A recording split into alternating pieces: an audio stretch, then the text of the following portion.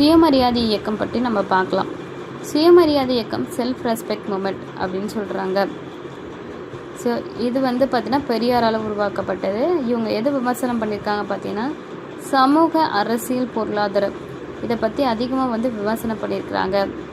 சரி, பிராமணர் அல்லாதவர்கள் மேம்படுறதுக்கான ஒரு திட்டத்தையும் இவங்க அறிமுகப்படுத்தியிருக்கிறாங்க. நிறைக்கிறவாங்க இங்கே பார்த்தீங்கன்னா பகுத்தறிவு சுயமரியாதையும் அனைத்து மனிதர்களின் பிறப்புரிமை என பிரகடனம் செய்தது இவ்வியக்கம் அப்படின்னு சொல்கிறாங்க.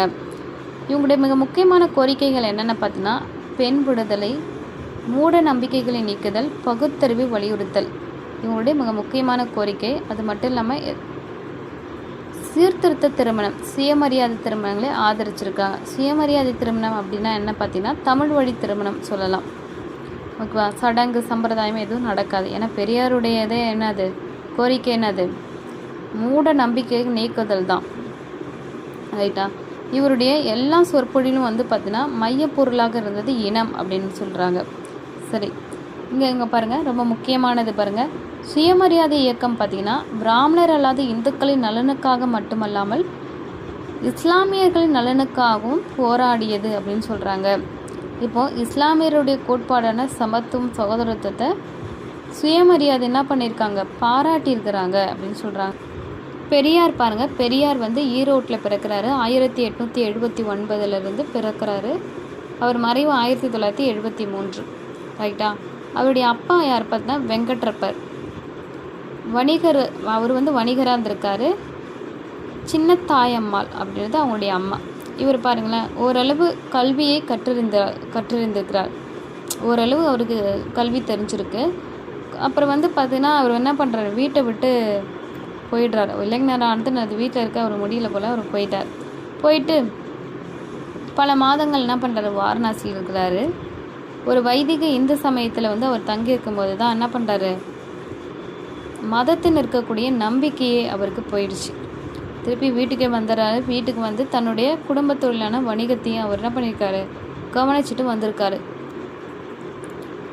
சுயநலமற்ற பொது சேவைகளும் தொலைநோக்கு பார்வையும் அவரை புகழ்பெற்ற ஆளுமை ஆக்கின அப்படின்னு சொல்கிறாங்க.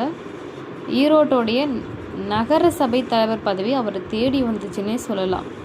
1918, 1919 உங்களுக்கு தெரிய வேண்டியது என்னதுன்னா ரவுலட் சட்டம் மற்றும் ஜாலியன் வாலாபாக் படுகொலை நடைபெற்றிருக்கும்.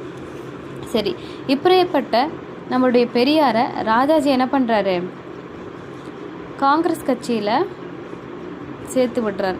யார், பெரியாரும் வரதராஜனும் சேர்ந்துடுறாங்க. அப்போது தான் பாருங்கள் ஒத்துழைமை இயக்கம் 1920 நடக்கும். அப்போ என்ன பண்ணுவார், தான் வகித்திருந்த அரசு பொறுப்புகளை அவர் ராஜினாமா செஞ்சிட்டார். லாபம் தரும் வணிகத்தையும் கைவிட்டுட்டு என்ன பண்ணிடுறாரு, காங்கிரஸுடைய ஒரு உறுப்பினராகவும் மாறிடுறாரு. காதிக்கு துணை நின்ற அவர் என்ன பண்ணுறாருன்னா தமிழகத்தின் வீதிகளில் கதர் விற்பனை செய்தார். மதுவிலக்கு இயக்கத்திற்கு ஆதரவாக தனது தோப்பில் இருந்த 500 தென்னை மரங்களையும் வெட்டினார். அப்புறம் பாருங்களேன், ஒரு உறுப்பினராக இருந்து தமிழ்நாடு காங்கிரஸ் கமிட்டியோட செயலராகவும் அதுக்கப்புறம் தலைவராகவும் ஆயிட்டார். காங்கிரஸ் கமிட்டியோட தலைவராக ஆயிட்டாரு நம்ம பெரியார். அப்போ என்ன பண்ணியிருக்காரு பாருங்களேன், ஒடுக்கப்பட்ட மக்களின் கோவில் நிறுவு உரிமை குறித்த தீர்மானம் ஒன்றை முன்மொழிந்தார். சாதி தர்மம் என்ற பெயரில் ஒடுக்கப்பட்ட பிரிவுகளை சேர்ந்தவர்கள் கோவிலுக்குள்ளும் அதை சுற்றியுள்ள வீதிகளுக்கும் நுழைவது மறுக்கப்பட்டிருந்தது. இப்படிப்பட்ட நடைமுறையினை வைக்கம் மக்கள் எதிர்த்தனர்.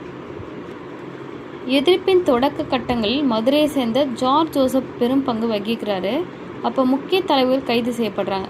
கைது செய்யப்பட்டோன்னு என்ன பண்ணுறாரு, பெரியார் அதுக்கு தலைமையேற்று நடத்தும் போது வைக்கம் வீரரை நம்மளுடைய பெரியாரை கைது செஞ்சிடுறாங்க. அதனால தான் அவருக்கு வைக்கம் வீரர் அப்படின்ற ஒரு பட்டமும் கொடுத்துருக்குறாங்க. ரெண்டாவது பாருங்களேன், சேரமான் தேவி குருகுல பள்ளி அப்படின்னு ஒன்று ஆரம்பிச்சிருக்கிறாங்க. அதுக்கு உணவு உண்ணும் அறையில் ஜாதி அடிப்படையிலான பாகுபாடு நிலவி இருக்குது. அதை கேட்டு அவர் மனம் வருத்தப்பட்டதாகவும் சொல்லப்படுது. சரி, அந்த சேரமான் தேவி குருகுல பள்ளியை ஆரம்பித்தது யார் பார்த்தீங்கன்னா வாவே சுப்பிரமணியம் அப்படின்றவர் ஒரு காங்கிரஸ் தலைவர். இதனை பெரியார் கண்டித்து எதிர்த்த பின்னரும் குருகுலத்தில் நடைபெற்ற ஜாதி பாகுபாட்டை காங்கிரஸ் தொடர்ந்து ஆதரித்ததால் மனமுடைந்தார் அப்படின்னு சொல்லப்படுது. இங்கே பாருங்களா, மிக முக்கியமான ஒன்று பாருங்கள், சட்டசபை போன்ற பிரதிநிதித்துவ அமைப்புகளில் பிராமணர் அல்லாதவருக்கு இடஒதுக்கீடு அறிமுகப்படுத்தப்பட வேண்டும் என்பது பெரியாருடைய ஒரு மிகப்பெரிய கோரிக்கையாகவும் இருந்திருக்கு. இதை தொடர்ந்து என்ன பண்ணுறாரு பார்த்தீங்கன்னா, இத்தீர்மானத்தை என்ன பண்ணாங்க, 1925 காஞ்சிபுரத்தில் நடைபெற்ற காங்கிரஸ் குழுவின் வருடாந்திர மாநாட்டில் நிறைவேற்ற முயற்சி செய்து தோல்வியடைந்தார். அதனால் என்னாச்சு, காங்கிரஸை விட்டு பெரியார் போயிடுறார். 1925 காங்கிரஸ் விட்டு விலகி 1925 தான் சுயமரியாதை இயக்கம் அப்படின்றத ஒன்று தொடங்குறாரு. மீதியை நம்ம நாளைக்கு பார்க்கலாம்.